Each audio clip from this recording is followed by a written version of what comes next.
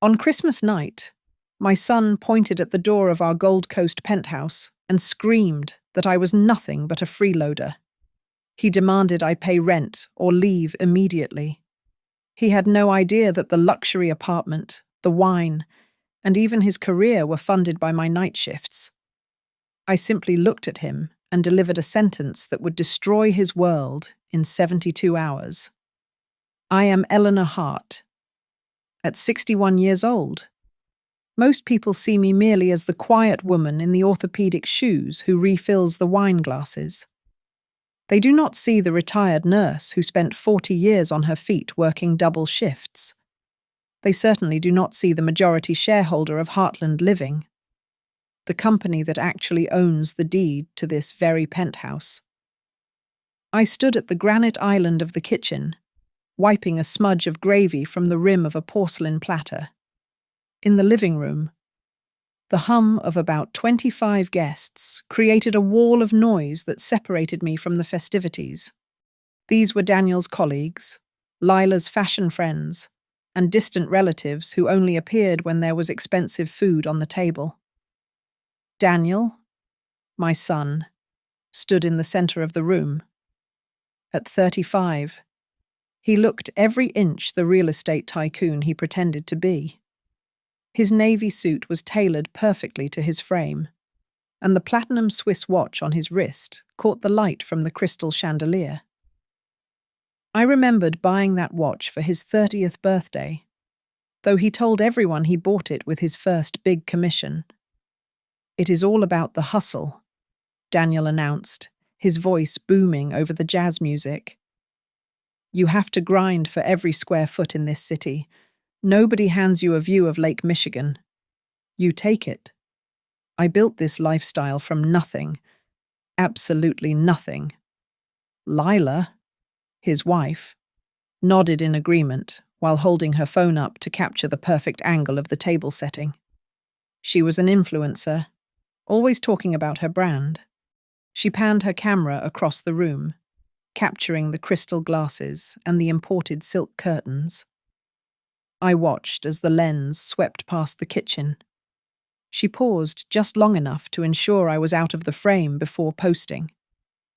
I could practically see the caption she would type, "Built this life with our own hands." Blessed. The conversation around the long dining table shifted to the cost of living in Chicago. They complained about the price of private schools and the exorbitant fees for parking in the Gold Coast district, which could run up to $300 a month. Everyone nodded solemnly about the burdens of financial responsibility. I had been cooking for 6 hours. My feet throbbed inside my shoes. Not a single person had asked if I had eaten a bite of the appetizers I had served earlier. Then, a distant cousin of Daniel, a man with a loud laugh and a flushed face, gestured toward me with his fork. "You have to hand it to Daniel and Lila, though," he said, chewing a piece of roast. "Not many young couples would take in a widowed mother these days. It is a heavy load to carry, supporting a third person in a place like this. You are a good son, Danny." I felt a sharp prick in my chest, but I kept my face smooth.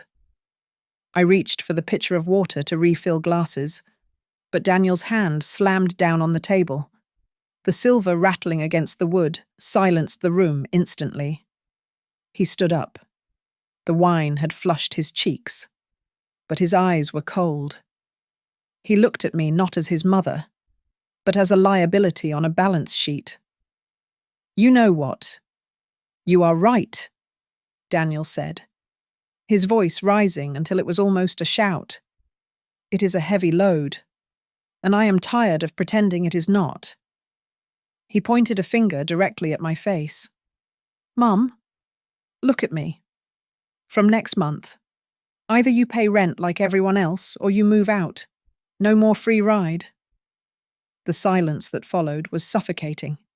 I stood there, clutching the water pitcher, the condensation cold against my palm.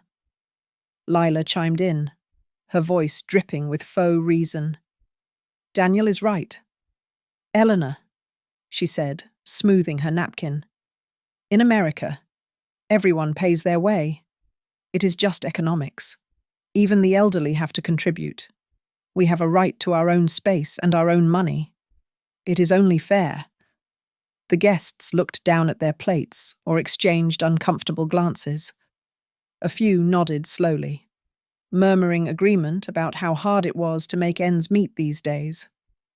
No one looked me in the eye. They just saw a sponge, a burden, a relic soaking up their host's generosity. I felt a strange calm settle over me. It was the same calm I used to feel in the emergency room when a patient was crashing. Panic does not help. Precision does. I set the water pitcher down on the coaster. I untied the strings of my apron, pulled the loop over my head, and folded the stained fabric neatly on the counter. I smoothed my sweater. Then I looked at my son. I looked at the boy I had raised, the man whose ego I had carefully inflated to protect him from the harshness of the world. Okay. Daniel? I said softly. What he snapped. Expecting a fight, or tears, or begging, I said okay. I repeated, my voice steady and clear in the silent room. If that is how you want it, I will handle the issue of my rent. And yours. Immediately after Christmas. Daniel blinked, confused by the lack of resistance. He did not notice the shift in the air. He did not know that the lease he thought he owned was about to become a very different document. As Daniel's cruel words echoed in the silence of the luxury penthouse, my mind did not stay in the room. It travelled back nearly 40 years to a small, drafty apartment next to a train track in Ohio. I was 23 years old then. I could still feel the phantom ache in my calves from 16-hour shifts at the county hospital. Back then, dinner was often a package of stale crackers from a vending machine because I was too tired to cook and too broke to buy a real meal. I remembered the way the walls of my rented room would rattle every time the cargo train roared past at 2 a.m. That was where I met Jack Hart. He was a mechanic with grease permanently etched into his fingerprints and the kindest eyes I had ever seen. Jack came from a family of coal miners, and he knew the value of hard work better than anyone. We did not dream of penthouses or Swiss watches. Our version of the American dream was painfully simple. We wanted a house with a small backyard where we could plant tomatoes. We wanted a pickup truck that ran reliably. We wanted to pay our bills without holding our breath at the mailbox. We are going to make it. Elle. Jack would whisper to me at night, his voice rough with sleep. Just a little more saving, and we will get that porch. After we married, we moved to the outskirts of Chicago. I worked the night shift at a hospital and picked up extra hours at a local nursing home on weekends. Jack took every odd job he could find, mostly fixing plumbing and electrical wiring in the dilapidated motels that dotted the Midwest highways. It was grueling. We were exhausted, but we were building something. It was Jack who saw the opportunity in the decay. He came home one evening, covered in drywall dust, and sat heavily at our wobbly kitchen table. Those motels. Elle, he said, tapping a pencil on a notepad. They are abandoned, but the structures are solid. Good brick. Good pipes. And you keep telling me about the seniors, the ones with nowhere to go. He was right. I saw elderly patients discharged from the hospital with no family to care for them, forced into facilities that smelled of despair. We took the biggest risk of our lives. We leveraged everything we had, took out loans that terrified me, and bought a rundown motel in Indiana. We turned it into Heartland Haven. It was not fancy, but it was clean and affordable. Jack fixed every leaky faucet and painted every wall himself. I managed the medical care, hiring nurses who actually cared. For 10 years, we did not take a vacation. We poured every cent of profit back into the business. One facility became 2, then 5, then 10. I went to night school to learn administration, while Jack taught himself to read complex financial reports. We built Heartland Living LLC from the ground up, brick by brick. By the time Daniel was born, we were quietly wealthy, but we never changed our lifestyle. We stayed in our modest 3-bedroom house. We drove the same cars until they died. We believed that wealth was a tool for security, not a billboard for ego. Then came the day that shattered my world. Jack was driving a truck full of medical equipment to our newest facility in Wisconsin. It was a patch of black ice. The police officer told me he died instantly. I was left alone with a rebellious teenage son and a growing corporate empire. The grief was a physical weight, heavy and suffocating. I looked at Daniel, who was already starting to demand brand-name sneakers and complain about our old television, and I made a choice. I decided to protect him from the money. I saw how wealth corrupted young men who had not earned it. I structured Heartland Living so that my ownership was hidden behind layers of subsidiaries and holding companies. I placed the bulk of the assets into the Heartland Foundation, to the outside world, and to my son. I was just a widow living on a pension and some savings. I controlled tens of millions of dollars in real estate. Yet I let Daniel believe I was struggling to keep the lights on in our old suburban home. "Mom, can I have a car for graduation?" Daniel had asked when he was 18. "We have to be careful with money." "Danny," I had told him, "but I will help you with a used one." I thought I was teaching him humility. Standing in his kitchen now, looking at his sneering face, I realized I had only taught him to despise what he perceived as my poverty. I had hidden the truth so well that I had become the very thing he loathed. Looking back, I can pinpoint exactly when the rot began to set in. It started when Daniel was a teenager. He grew to despise the very source of our livelihood. To him, Heartland Haven was not a noble mission to provide dignity to the elderly. It was just a dusty building that smelled of disinfectant and mortality. He was ashamed. His friends at private school had fathers who were surgeons or corporate attorneys. Their money felt clean to him, while ours felt like it was earned by changing bedpans. "Why do you have to work there?" "Mum," he asked me once when he was 16, kicking the tire of the brand-new sedan I had just bought him. "It is embarrassing. Jason's dad owns a tech firm. You run a warehouse for old people."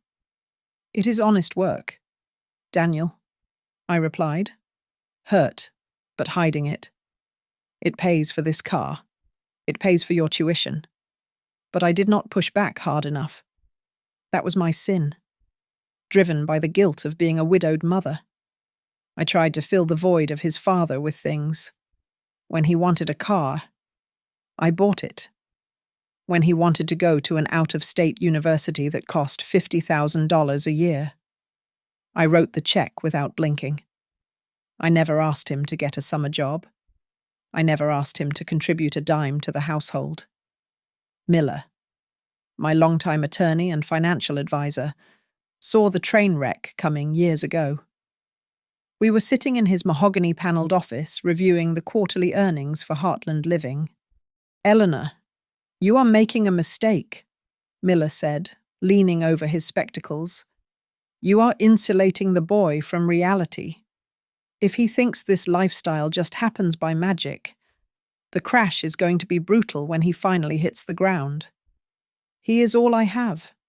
"Miller," I said, dismissing his concern with a wave of my hand. "Let him have his youth. I will explain the family business to him when he is more mature." But maturity never arrived. Only entitlement did.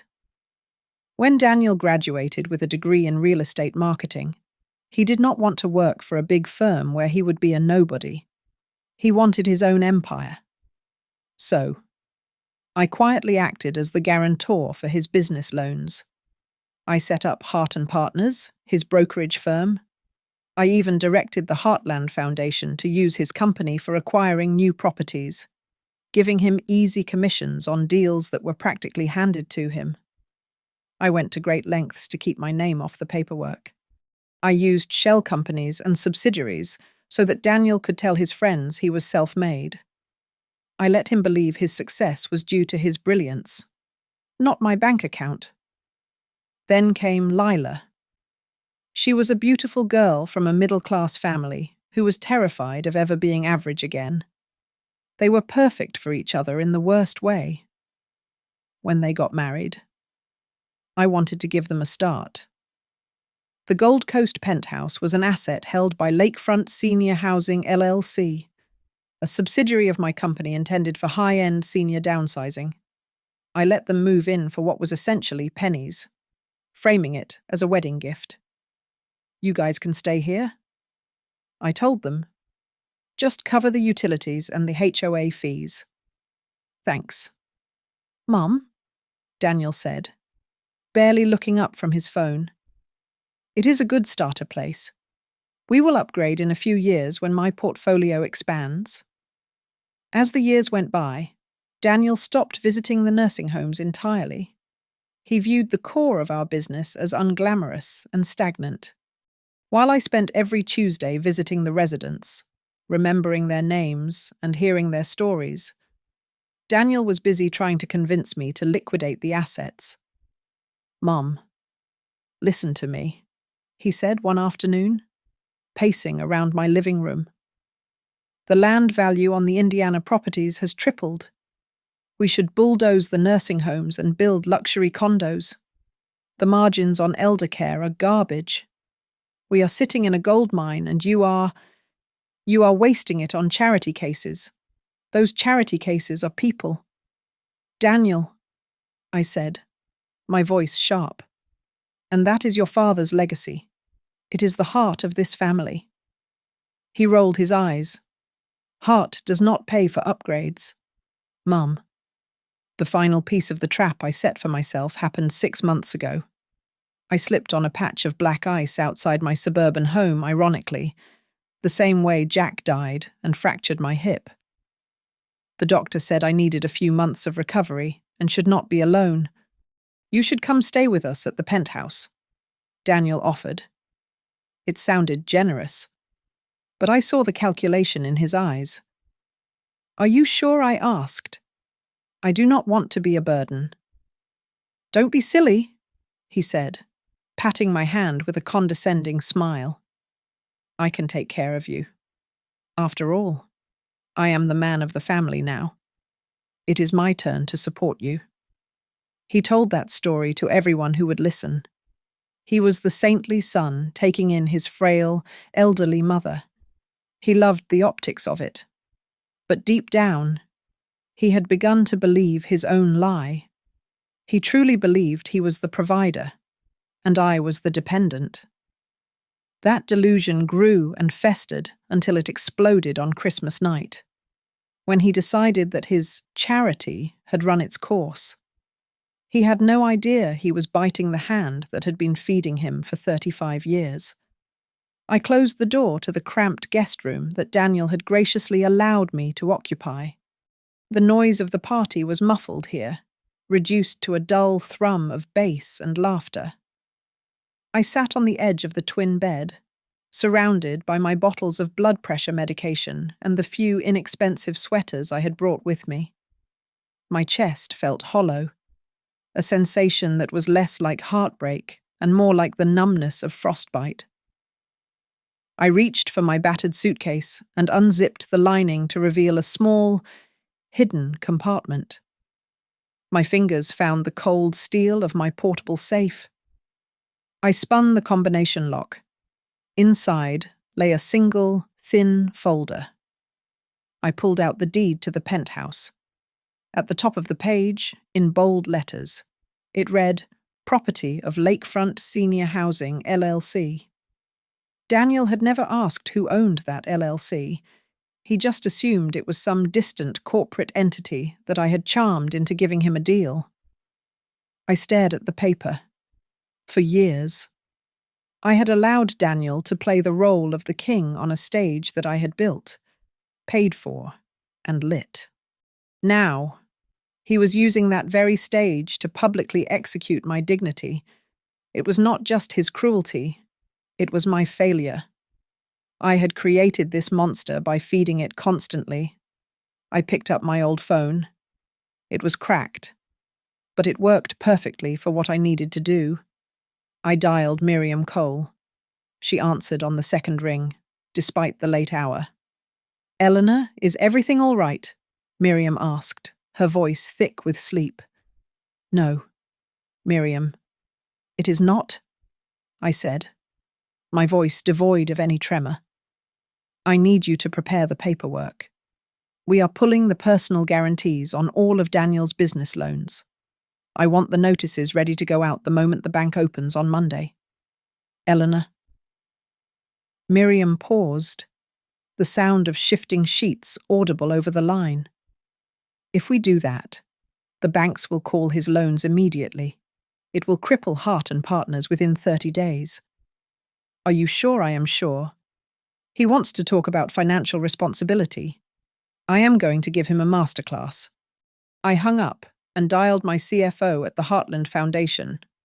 "Gary, I apologize for the holiday call," I said, cutting off his greeting. "I need a full forensic audit of every transaction between Heartland Living and Hart and Partners over the last 24 months. I have a suspicion that the commission rates have been inflated. If you find a single discrepancy, I want it flagged as internal fraud." I placed the phone down and began to pack. It did not take long. I had very little here. I picked up the framed photograph of Jack from the nightstand. He was smiling, leaning against his old truck, grease on his cheek. I kissed the glass gently. "Jack, honey," I whispered into the silence of the room. "You would not like the things our son said to me tonight. You would not like them at all." I zipped the suitcase and wheeled it to the door. As I opened it, Daniel's voice drifted in from the living room.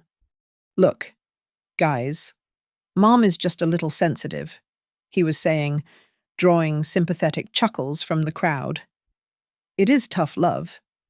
You know, it is high time she learned to share the costs. I cannot carry everyone forever." I walked into the hallway. The laughter died down as they saw me with my coat on and my suitcase in hand. Daniel looked up, a flicker of annoyance crossing his face. "Mom, where are you going? Do not be dramatic." "I am not being dramatic." "Daniel?"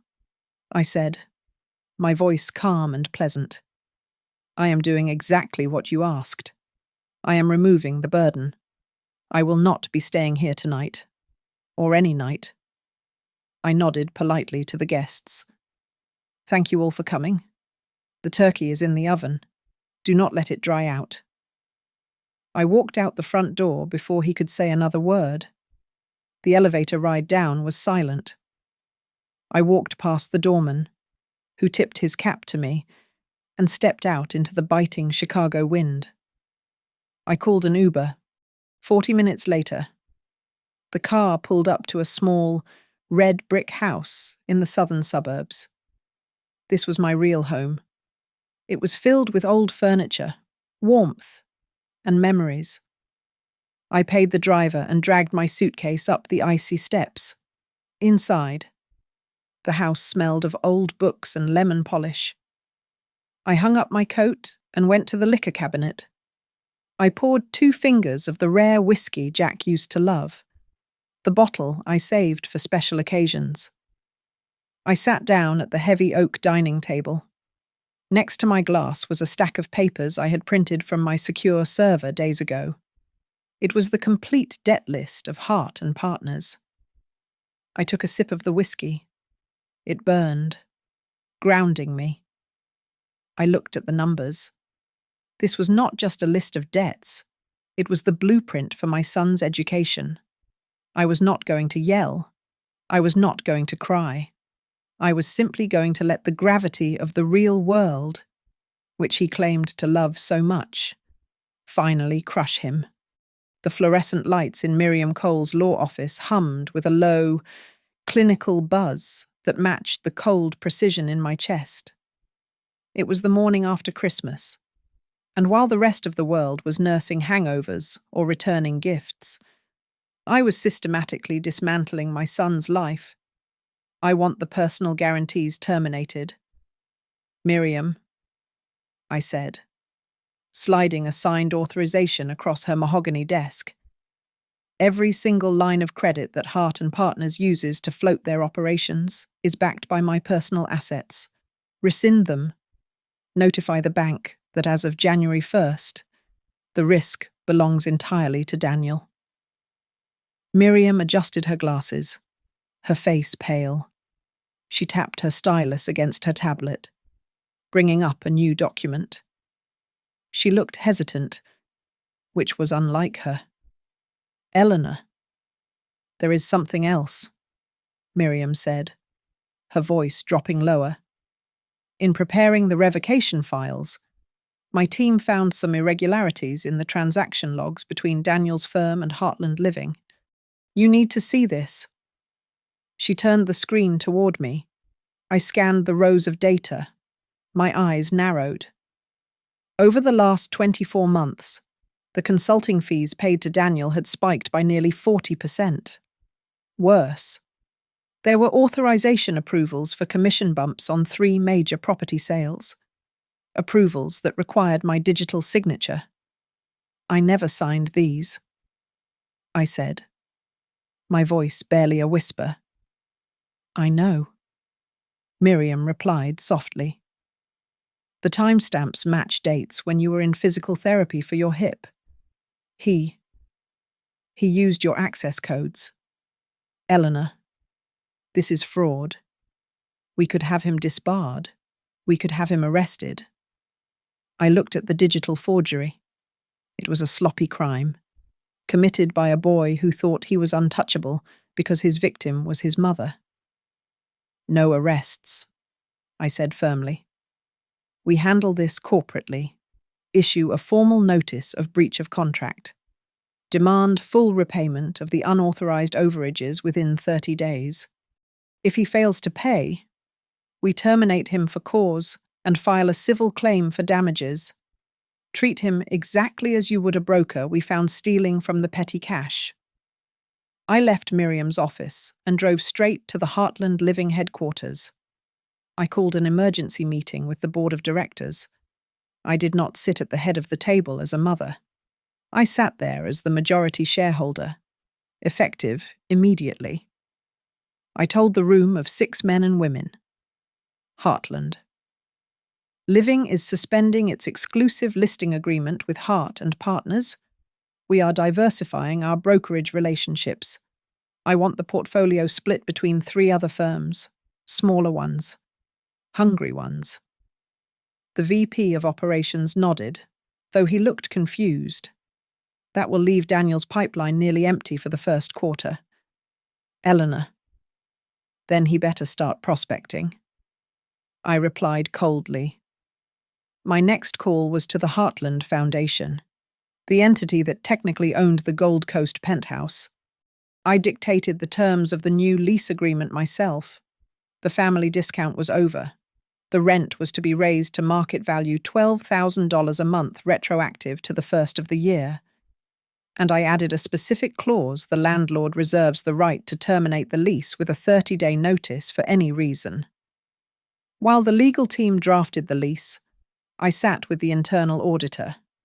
He highlighted a series of expenses on the corporate credit card Daniel had access to for property staging. These aren't staging costs. Eleanor, the auditor said, pointing to a line item for $5,000. This is a bill for a videographer for Lila's fashion blog. And this one, $3,000 for a networking dinner that was actually a private booking at a Michelin star restaurant for her birthday. They were bleeding the company to fund their vanity. Lower the limit on that card to $500. I ordered. And send Daniel a bill for every personal expense identified in this audit. Mark it as misappropriation of funds and demand immediate reimbursement. Miriam called me back late that afternoon. She sounded fierce. Eleanor, with the forgery and the misappropriation, we have enough to crush him publicly, she said. We can file a suit that will bankrupt Hart and Partners by February. We can end this. No, I said, staring out the window at the grey Chicago skyline. I do not want to destroy him in the court of public opinion. Miriam, I do not want to ruin his name forever. I just want to cut the ropes. The ropes, she asked. He thinks he is swimming, I said, my voice trembling slightly for the first time that day. He has been floating on a raft I built, telling everyone he walked on water. I am just taking the raft away. He needs to learn how to kick his legs if he wants to breathe. The plan was set. The clock was ticking. In exactly 1 month, the silence would break. Daniel would open his mailbox and find a barrage of certified letters from the bank, calling his loans, from the landlord, demanding rent, from his biggest client, firing him, from his mother's lawyers, demanding repayment for theft. It is done, I whispered to the empty room. No more free rides. Daniel, welcome to the real world. Monday morning hit me like a physical blow. I was nursing a hangover from the rest of the holiday weekend, trying to ignore the gnawing guilt from Christmas night. When the first email pinged on my phone, it was from the bank. I squinted at the screen, expecting a routine statement. Instead, the subject line read, Notice of Guarantor Withdrawal. I sat up, the room spinning. The email was cold and precise. It stated that the personal guarantees backing my business loans, guarantees I assumed were just formalities, had been rescinded by the guarantor. This has to be a mistake, I muttered to the empty room. The email gave me 30 days. 30 days to secure new collateral, or the loans would be called in full. I did not have the capital. My entire liquidity was tied up in the lifestyle I had been projecting. By the afternoon, the second blow landed. A courier delivered a certified letter from Heartland Living. I tore it open, my hands shaking slightly. It was a termination of the exclusive listing agreement, but it was worse than just a firing. Attached was an audit log. It highlighted every single commission bump I had authorized using Mom's digital signature. They listed the dates, the amounts, and the lack of proper board approval. She knew, I whispered, feeling the blood drain from my face. She knew the whole time. My phone buzzed again. It was Lila. Daniel! She screamed into the receiver, her voice shrill with panic. My card was declined. I am at the register with a pile of clothes, and the machine says the limit is exceeded. It is so embarrassing. The cashier is looking at me like I am a criminal. Use the other card, I said, rubbing my temples. I did, she yelled. They are all declined. I called the bank. They said the business authorized a limit reduction to $500. $500. Daniel, I cannot even buy a handbag with that. I hung up on her. I could not deal with handbags when my empire was crumbling. Then I saw the envelope on the kitchen counter. It was from the Heartland Foundation. Inside was a new lease agreement for the penthouse. The family rate was gone. The new rent was set at $12,000 a month, effective immediately, with a demand for a 3-month security deposit. 12,000. I choked out. Without the Heartland pipeline, I could not afford to live here for a week, let alone a month. Lila stormed in an hour later, throwing her declined cards on the table. "This is your mother, isn't it?" She spat. Her mascara smudged. "She is doing this to spite us because we asked for privacy. She is ruining us." I tried to call Mom. It went straight to voicemail. I sent text after text, "Mom, please call me.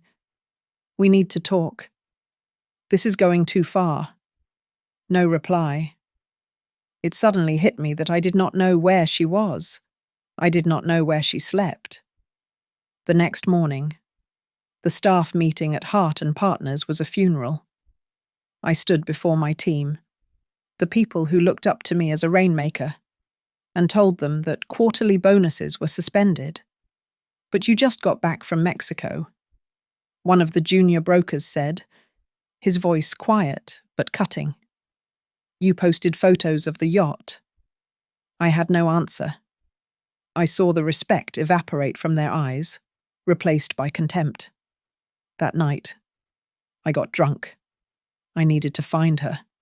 I needed to beg, scream, do something. I drove my leased Mercedes to the old red brick house in the suburbs, the place I grew up, the place she said she was moving back to. I pounded on the door, swaying slightly. The door opened, but it was not Mom. It was a young couple I had never seen before. "Can we help you?"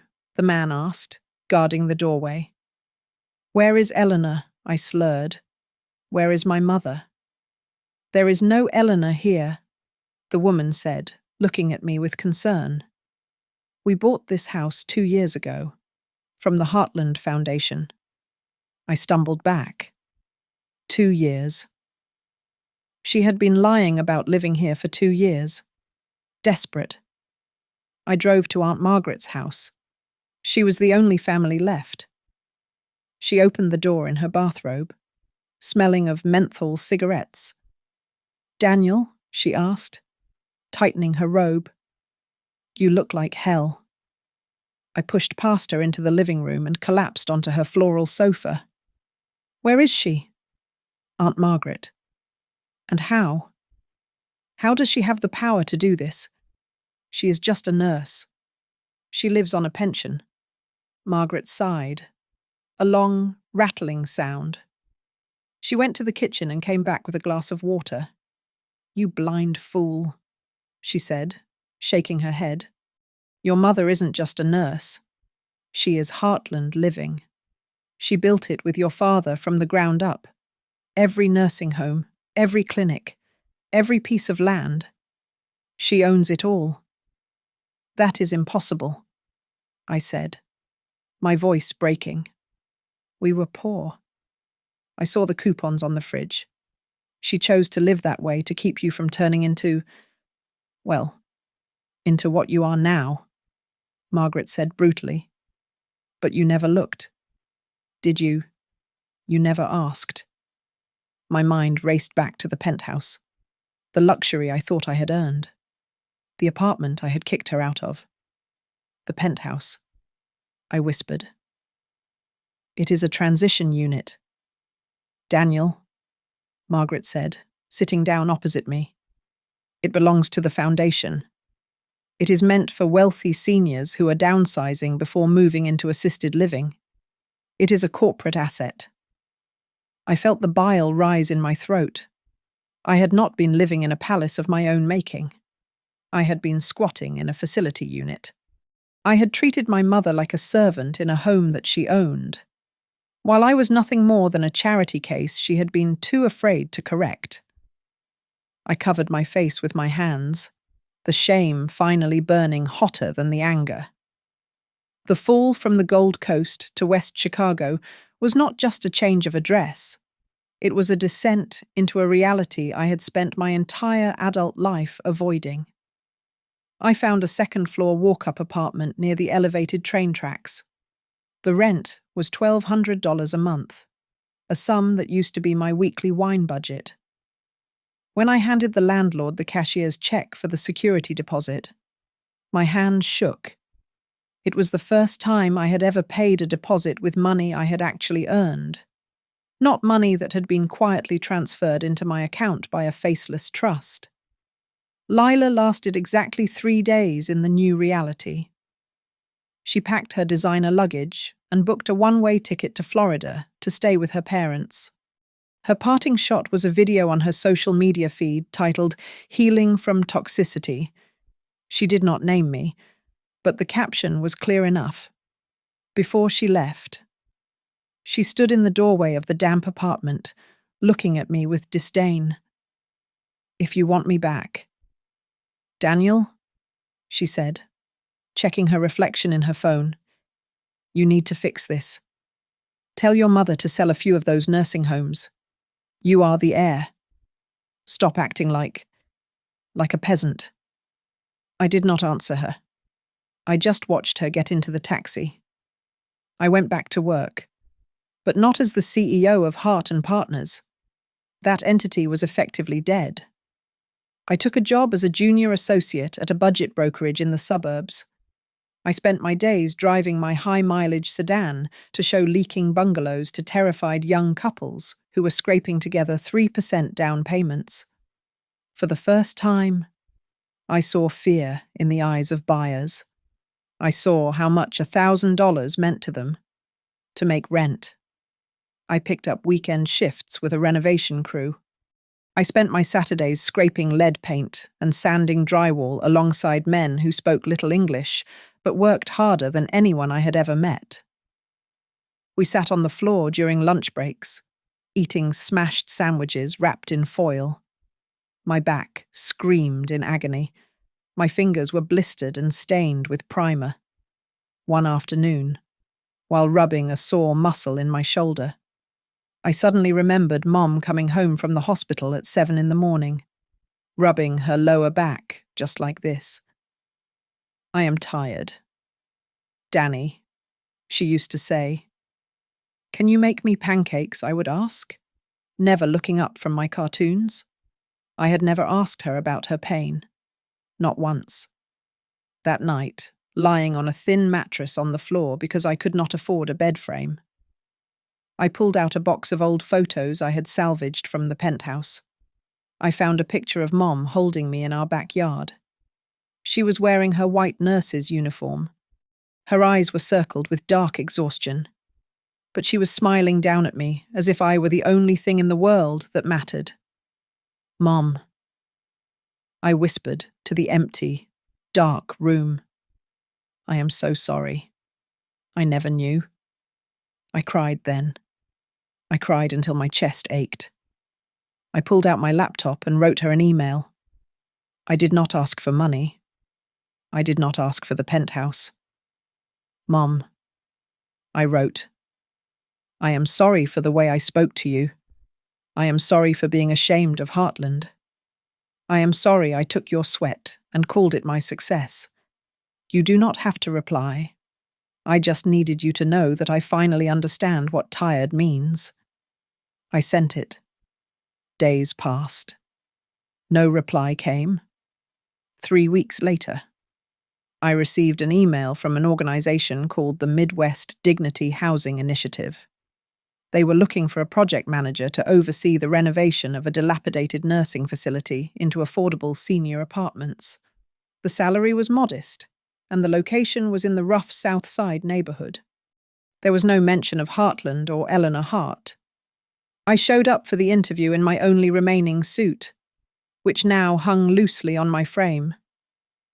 The interviewer was a woman named Regina. She was in her 50s, with sharp eyes that seemed to drill right through my rehearsed answers. "I have seen your resume," Regina said, tossing the paper onto the metal desk. "You were flipping million-dollar condos in the Gold Coast. Now you are here, applying to manage a construction site for low-income seniors. Why did you lose a bet?" I looked at my hands, The calluses were rough against my palms. I could have lied. I could have spun a story about seeking purpose. Instead, I looked her in the eye. I did not lose a bet, I said, my voice wavering slightly. I lost my way. My mother. She built places like this. She worked double shifts to do it. I spent my life looking down on her work because I thought I was better than it. I was wrong. I was a parasite. I just want to do something real. I want to build something that actually helps people. Regina stared at me for a long, uncomfortable minute. The silence stretched until the sound of a siren passing outside filled the room. I do not like rich boys, she said finally, leaning forward. They usually quit when the heating breaks or when a resident yells at them. But I like a man who knows he is broken and is willing to get his hands dirty to fix it. She slid a contract across the desk. You are hired, she said sternly. No company car, no bonuses, no corner office. Just work. Hard work. Do we have a deal? Yes, I said, signing the paper without reading the salary. We have a deal. The building on the south side of Chicago smelled of old bleach, damp plaster, and abandonment. It was a massive, hulking brick structure that had once been a nursing home, closed down a decade ago. As I walked through the corridors on my first day, dodging buckets of rainwater leaking from the ceiling, I realized with a jolt that this had been one of the original Heartland facilities. It was one of the places I had refused to visit as a teenager because I thought it was depressing. Now, it was my office. I worked alongside a team that was nothing like the polished sharks I was used to in the Gold Coast. There was Sarah, a young architect who wore flannel shirts and carried a sketchbook everywhere, and Marcus, a structural engineer who had come out of retirement. We also had a resident council, a group of 5 elderly locals who had lived in the neighborhood for 50 years and were advising us on what the community actually needed. We do not need a fancy lobby. Son, one of the council members, a man named Mr. Henderson, told me on my 3rd day, we need a place to sit and watch the street without the wind cutting through our bones. I listened. For the first time in my career, I actually listened. During a planning meeting, I found myself drawing on the blueprints with a fervor I had not felt in years. What if we knock down this partition, I asked, pointing to a dark hallway. We could open it up to the courtyard, make a communal kitchen where people can cook together. My mother always said it should be a home, not a hospital. The words slipped out before I could stop them. Sarah looked up from her drawings, surprised. That is actually brilliant. Daniel, she said. It cuts the room count by 10%, but the quality of life index goes way up. I spent my days learning a new language. I stopped talking about price per square foot and curb appeal. Instead, I learned to speak slowly with the seniors who stopped by the site. I learned that Mrs. Gable was afraid of stairs, and Mr. Yu wanted a garden plot to grow bok choy. Slowly, their suspicion of the guy in the suit faded. One afternoon, a woman named Rosa, who must have been 80 years old, shuffled up to me while I was inspecting a window frame. She reached into her purse and pulled out a small, crinkled black and white photograph. You look like him, she said, her voice trembling slightly. But mostly, you look like her. She handed me the photo. It showed a young woman standing in front of a modest sign that read, Heartland Haven. She was wearing a simple coat, smiling broadly despite the dark circles under her eyes. It was Mom. She looked younger than I had ever seen her. "That little boss lady saved my life 30 years ago," Rosa said, tapping the photo with a crooked finger. "When my husband died and the bank took the house, she let me stay in one of the transitional units for 3 months. She did not charge me a dime. She just told me to get back on my feet. You tell her Rosa said thank you." I stared at the picture, my throat tight. I could not tell Rosa that I did not know where the little boss lady was, or that I was the reason she was currently homeless. "I will tell her. Rosa," I managed to say. I stopped leaving at 5 o'clock. I stayed late into the night. I traded my pen for a scraper and a paintbrush. I spent hours stripping, peeling wallpaper and painting walls a warm, inviting cream colour. My hands, once manicured and soft, grew rough. I developed calluses on my palms and blisters on my fingers. Every ache in my back felt like a penance. 3 weeks into the project, Regina called me into her temporary office, which was just a folding table in a dusty room. "You are doing good work." "Daniel?" she said, not looking up from her laptop. "Better than I expected." "The main donor is impressed with the progress reports." "Who is the donor?" I asked. "A private fund. They like to stay anonymous," Regina replied. "But they want to see the final proposal for the Phase 2 expansion. I want you to present it. You have to prepare the financial projections and the design concept." She handed me a file. On the cover, the funding source was listed as Heartland Renewal Foundation. My heart hammered against my ribs. Heartland Renewal. Was it her, or was it just a legacy name left over from the old corporation? I dove into the data. The funding approvals were coming in within 24 hours of every request. There was no haggling over costs, no demands for cheaper materials. It was the behavior of a donor who cared more about the outcome than the bottom line. I decided to write the proposal as if I were writing it to her. I sat up for 3 nights straight. I did not include a single buzzword. I did not project inflated profits. I wrote about dignity. I wrote about the sunlight in the common room and the garden plots for Mr. U. I outlined the risks, honestly, admitting that the margin would be less than 2%, but arguing that the social return was immeasurable. This is not a real estate deal. I practiced saying to the empty room at 3 in the morning, "This is a promise to the people who built this city." I printed the proposal on plain paper. It was the most honest thing I had ever created. I did not know if Mom would ever see it.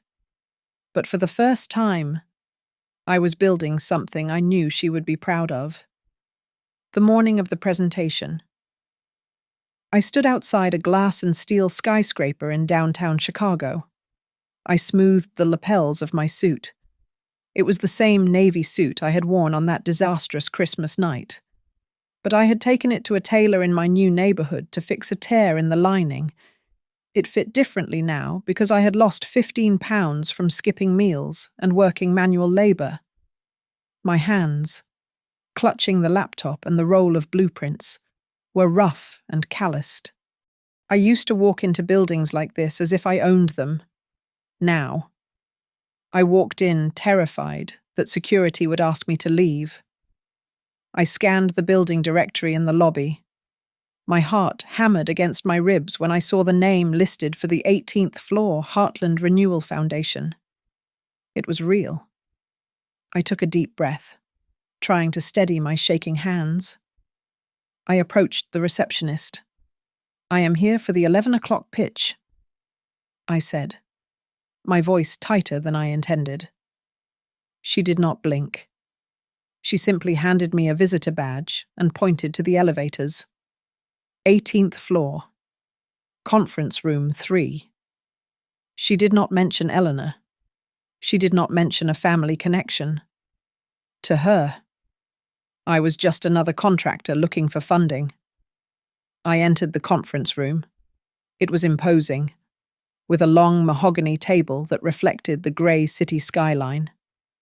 5 people were waiting. Regina sat near the front, looking stern. There were 2 board members I did not recognize, and a middle-aged man with a sharp, predatory look, who I assumed was the financial auditor. At the head of the table sat a large, empty leather chair. A high-definition screen was positioned behind it, currently black. "The chair will be joining us remotely," Regina said, gesturing for me to begin. I set up my laptop. I did not start with a joke or a flashy graphic about return on investment. I started with a picture of the leaking roof at the South Side facility. "We are looking to renovate 50 units," I began, forcing my voice to be steady. "The total cost will be $2 million. The timeline is 6 months. But the metric that matters isn't the internal rate of return. It is Mr. U, who needs a garden to feel useful again. It is Mrs. Rosa, who needs a window that seals shut so she does not freeze in January." I spoke for 20 minutes. I told the stories of the people I had met, the people I had ignored for 35 years. My voice cracked once when I mentioned the lack of heating. But I did not stop. When I finished, the room was silent. The financial auditor leaned forward, tapping his pen on the table. "Mr. Hart," he said, his voice dry. "The margins on this project are less than 3%. The risk of cost overruns is high. Why should a private fund pour capital into this black hole instead of a commercial development with a 20% yield?" I looked him in the eye. A year ago, I would have agreed with him, because I paused, searching for the truth. Because I learned recently what it feels like to lose your home. I learned that when you strip away the yield and the profit, all you have left is your dignity. If we do not fund this, 50 people lose that dignity. That is a cost we cannot calculate. The auditor narrowed his eyes. "You speak from experience? You used to run Hart and Partners, a luxury brokerage. It failed spectacularly in January." Why, Regina stiffened. But I did not flinch. This was the moment. It failed. I said clearly, because the CEO was arrogant. He was living on credit he did not earn. He treated his partners and his family like resources to be mined. I crashed that company because I did not know the value of $1 until I had to earn one with a scraper and a paintbrush. The silence in the room was heavy. Then, with a digital chime, the large screen behind the empty chair flickered to life. My breath caught in my throat. Eleanor Hart filled the screen. She was not wearing the apron from Christmas. She was wearing a simple, sharp grey suit, her hair pulled back in a severe bun. She looked every inch the tycoon I had underestimated. She was sitting in a home office I did not recognize. Her eyes were locked on me through the camera lens, unreadable and cold. "Mom," I whispered, the word escaping before I could stop it. The board members turned to look at the screen, but they did not seem surprised. They knew. "Hello? Daniel?" she said. Her voice was amplified by the conference room speakers, filling the space. She did not comment on my presentation. She did not smile. "I have heard your pitch. I have heard your apology to this board." She leaned forward toward her camera, and for a second, I felt like I was back at that dining table, shrinking under her gaze. "I have one question for you," she said, "and the future of this project depends on your answer." "Anything," I said. "Ask me anything." If I write you a check today, she said slowly, articulating every syllable. A personal check from me, not the foundation. A check for $500,000, enough to get your old apartment back, enough to lease a new Porsche, enough to restart your firm and leave the South Side and the dust and the old people behind forever. If I write that check right now, will you take it? The room went deadly silent. Regina looked at me, her face tight. The financial auditor smirked. It was not a business question. It was a moral trial. I looked at the screen. I looked at the woman who had birthed me, the woman I had humiliated, the woman who had stripped me bare to save my soul. I thought about the cold nights in my walk-up. I thought about the way the wind cut through my thin coat at the bus stop. Then I thought about Rosa.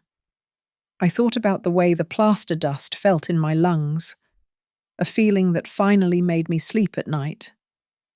I stood up straighter. I looked directly into the camera lens. No, I said, my voice ringing out in the quiet room. No, I do not want it. It was exactly 365 days since the night I pointed at the door and told my mother to get out.